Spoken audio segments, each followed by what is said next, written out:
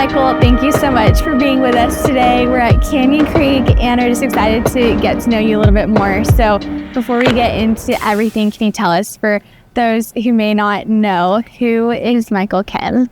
I'm a PGA Tour golfer, PGA Tour winner, and DP World Tour winner, I guess. I'm 32. I live in Dallas, Texas, and I play golf for a living. Yeah. What does a winning day look like for you? A winning day for me is I get out to the golf course early. I get my range practice done. I get my drills done. Hopefully it's a nice day. I play 9 or 18 holes when it's nice and early, when no one's out there. I get my practice done. I eat some really good food, hopefully some nice Korean food. I head to the gym. I do my workout. Then I head back home and maybe cook up a nice steak and open up a nice bottle of red wine. What's your go-to Korean food or a celebration meal after a win? Korean barbecue is always great. There's a few great spots in Dallas that I like going to whenever I'm home. What do you feel like your routine has been before you go and play a tournament? Has it shifted? Do you have something that has stuck consistent over the years? Yeah, it's changed over the years, but the last 5 or 6 years, I feel like I've had the same routine. For now, I get to the golf course about 2 hours and 15 minutes before. I eat something. I see my physio. I do my warm-up about hour 15 minutes before, and then I head to the putting green, hit a few putts, head to the chipping green, hit a few chip shots, try and get a feel for what the rough and bunkers like, and then I head to the range about 45 minutes before, hit some balls, see how my swing is feeling. Hopefully pretty good. And then I head to the putting green again about 15 minutes before my tee time, and then I'm ready to go. I want to hear a little bit more about your origin story. Kind of give us more of a background. When did all of this start for you? Yeah, my family immigrated from Korea when I was 7 years old, and my dad was looking for a family activity for us to do, and heard about golf. It was right when Tiger Woods was kind of starting to hit his stride. So we all picked up golf. I ended up liking it enough. My parents somehow, for whatever reason, signed me up for a tournament like 4 months after I started playing golf. I finished dead last. I played terrible. Thought these kids were the greatest golfers in the world. And just kept playing tournaments around San Diego. Tried to keep getting better. Ended up doing well enough. I went to Cal, UC Berkeley for college golf, and then I turned pro in 2014. So I've been a pro for 12 years now, which is kind of crazy to me. Crazy. But now I'm here. Was there a moment in your career where you felt like things kind of shifted and you just thought, man, I know that this is going to be a big part of my story? I think in 2013, right before I turned pro, I had a really nice college golf season, and I qualified for the U.S. Open. And kind of my first really big pro tournament. I played really well. I finished 17th at the U.S. Open, and that's kind of when I knew I wanted to do this for a living, and I had a good chance at doing this as a pro. Yeah. Wow. Yeah. I want to hear a little bit about the influences who have spoken into you throughout your career. Are there people who have had a big impact on your development with your game, technically, but also mentally, just as you've grown? Yeah. As I've grown, my golf coaches have been huge, awesome influences in my life.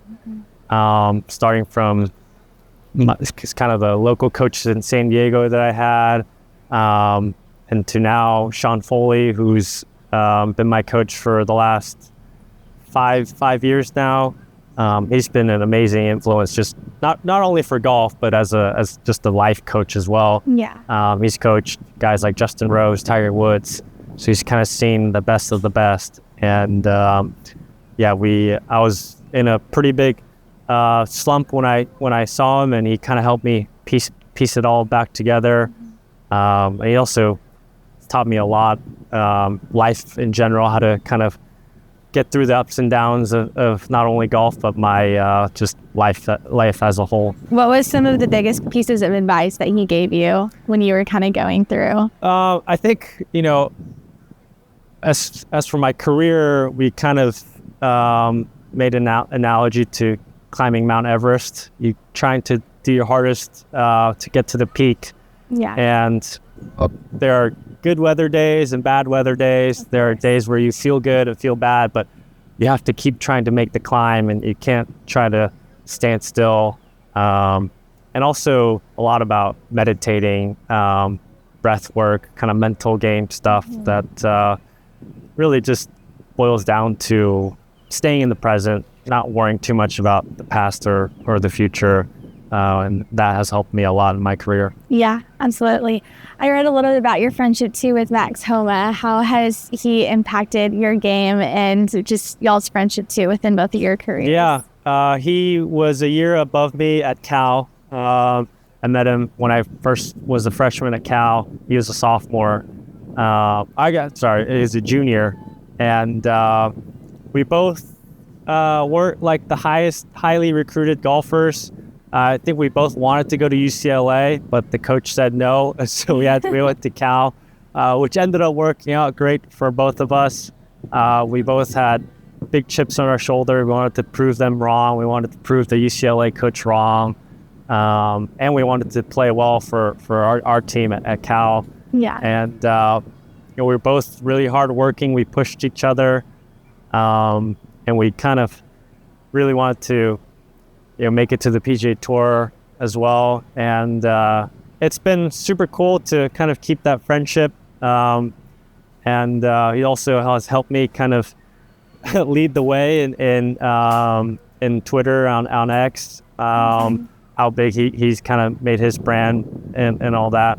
So it's been an awesome friendship since 2011 for us. I love that. It's so exciting whenever you have people that you're growing with and continuing on your work together. So. Yeah. Whenever we see each other in tournaments, it's there's always a moment like, man, like it's pretty cool that we dreamt of this together in school, and we're kind of living the dream. Yeah, I love that.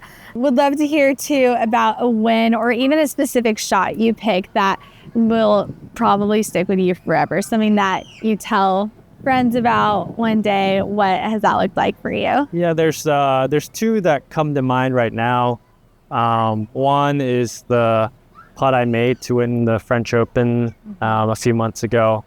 I hadn't won a tournament since 2018, and I had about a 20-footer downhill to win the French Open, and I was trying to put a good speed on it. It was downhill. It was going to be fast, and for worst case, I was going to be in a playoff. And so I hit the putt, and halfway, I thought I was going to miss it to the right, but it somehow hung on, and it caught the right lip, and it went in. And I just remember kind of the elation and the awesome feeling that I had when that went in, because I knew I had won the tournament, and it's kind of a validation of all the hard work I've put in over the last few years. So that's a special moment. And then the other one was last year at the Masters. Every kid that's watched the Masters growing up has wanted to play in the Masters. I feel like we know all the holes, we know all the pin locations, and it was this particular hole on 14. I hit a good drive down the middle, and the second shot, it's a pretty popular pin that they use every year. It's in a bit of a bowl, and I feel like I had seen Tiger Woods, Adam Scott, Phil Mickelson, all these big name guys, the guys that I grew up, almost worshiping, as my heroes. Absolutely. They've hit that same shot, and they hit it to a little left of the pin, and watch it kind of roll down to the hole. And I hit that exact shot that I had watched on TV for years growing up. Wow. And kind of thinking like, wow, like I'm the one actually hitting that shot now, and I'm not just watching it on TV. That was a really cool, special moment for me. That is so cool. I also saw that you shot an eagle recently. That is so exciting. Congrats. How often does that happen?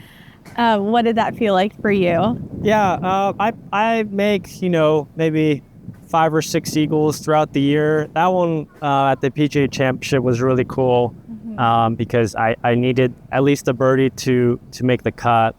And I had a, really nice tee shot and second shot into the hole. It was a par 5. I had a chip that I knew I had to get really close.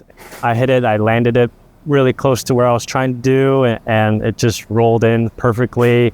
And it was a really, really cool moment to watch that go in to make the cut. I feel like you've had so many incredible milestone points in your career, but I'm sure there's also a lot that you're looking forward to and excited about. What does looking ahead look like for you? What are you looking forward to? Yeah, I'm looking forward to these next couple majors that I have in places at Shinnecock Hills Golf Club, where it's a really famous kind of traditional U.S. Open golf course. So super excited to go there. And also the British Open's coming up, which is after the Masters, my second favorite event in the world. So really, really looking forward to both of those. I'd like to also hear a little bit about your relationship with Generational Group. What has that looked like for you? Yeah, Generational has been an awesome partner for me. I drive by the headquarters all the time, just down 75 here. And really, they help make small business owners realize their dreams, selling their business. And, I am technically a small business owner myself. And, them helping out other business owners achieve their dreams is awesome. Well, we're excited to do more with you. And okay, shifting gears a little bit, what is one club that you would play with if you got one choice for the rest of your life? Right now, I am really in love with my 7-wood. I put it in play early last year, and it's been my favorite club in the bag. It's been, I hadn't played a 7-wood like ever, but ever since the club that I got last year, it's been fantastic. Yeah, great. Do you have any almost special tokens or things that you keep in your bag with you whenever you play? Any good luck things that you'll remember? So when you play the Masters, they give you like a Masters pin. So I've kind of left those in my golf bag just as a good luck charm, and hopefully I'll be able to collect a few more of those down in the future. Yeah, that's awesome.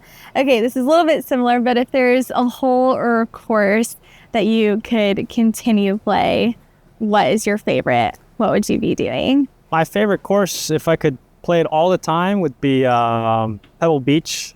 I go back there almost for the last few years for the AT&T Pebble Beach Pro-Am. It seems like I played in bad weather every time, so hopefully I get some good weather ones too. But the scenery, the golf, it's fantastic there. What's your favorite memory at Pebble Beach? Pebble Beach, probably making birdie on the kind of the famous 6th hole. It's the short par 3. Can be tricky when it's super windy. But I remember I almost made a hole-in-one. It just lipped out. So that's one of my favorite memories. That's so cool. We touched on this a little bit earlier, but I want to hear a little bit more about the ebbs and flows of your career. I feel like you've been through a handful of setbacks, but also comebacks and just rebuilding. What was going through your head whenever you were going through those seasons? Yeah, I've had a few setbacks, I feel like, in my career. One big one, starting in 2019 to 2021, really for a good 3 years, 2.5, 3 years, I got into a really bad slump. I was trying to change my golf swing into a better swing that I felt like I could compete at the highest level. And oftentimes in life, it doesn't go according to plan. I was missing a boatload of cuts, basically all of them. And I was really struggling.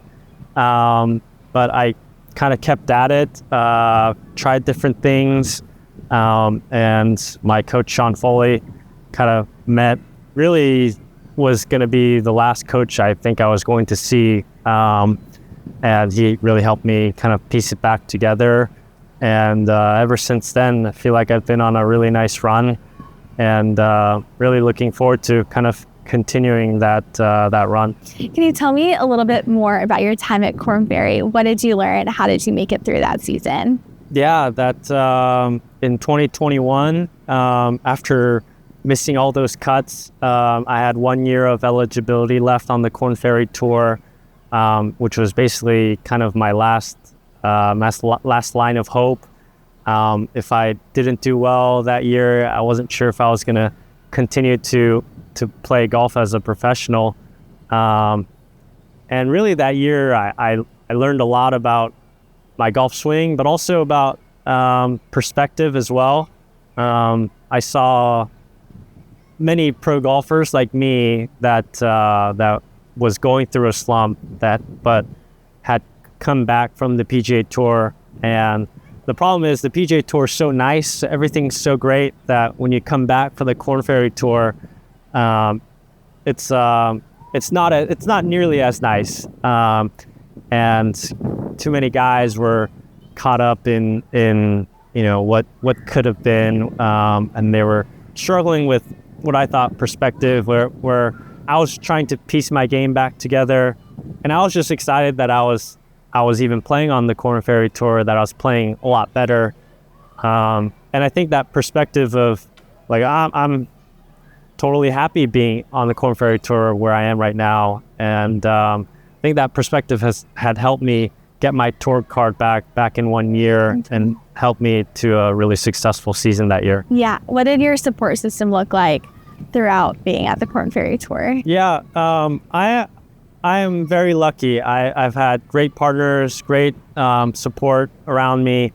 My coaches, and my friends, they all believed in me more than I believed in myself at that time.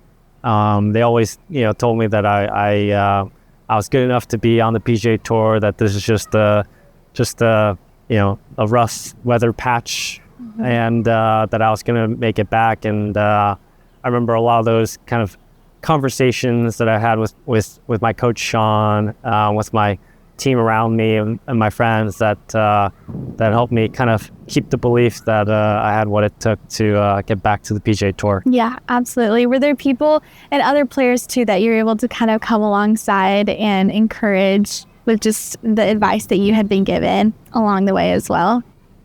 Because of those setbacks, I do feel like I have unique perspective on kind of how to deal with some of those downturns in a golf career. And I remember I've had a couple conversations with other golfers, so I felt like we're kind of dealing with the same thing that I was dealing with, and tried to get ahead of it a little bit if I kind of see a few signs here and there, not to the player directly, because I don't want to tell them like, right, hey, I feel like your game is kind of coming to a downturn. Good. But if there's a mutual friend, I'll reach out to the friend and say, hey, this is kind of what I saw. I know he's not doing the best that he could do, and share my thoughts that way of what I feel like he could improve on. Yeah. So if you could tell your younger self something before you went through just the highs and lows of your career, what would you tell yourself? If I could go back and tell my younger self, I wish I could have a full day just to kind of give myself a lot of information. I think the first one is that it's going to be okay, that I'm going to still be a pro after this, a pro golfer after this, and really lean on some breath work, breathing, learn how to breathe, learn how to stay in the present as long as you can. And I know sometimes the world feels like it's kind of collapsing in front of you, but it's going to be okay, and you'll make it out on the other side fine. That's great advice. Well, one last thing before we finish, what do you want people to feel when they see you, when they see your story? I hope people, when they see me and my story, that you can come back from almost any setback that you have. I mean, I truly felt like my game was at 80 and fell down to 0, and now it's back to 95. So I feel like you can come back from any setback that you have, and hopefully that I'm relatable to many other people. I don't think sometimes pro golfers can look very standoffish, but hope to be relatable to any other guy that likes to play golf. Yeah, absolutely. Well, Michael, thank you so much for your time today and just for sharing a little bit about your story. Thanks for having me. Wonderful to have you. Thank you.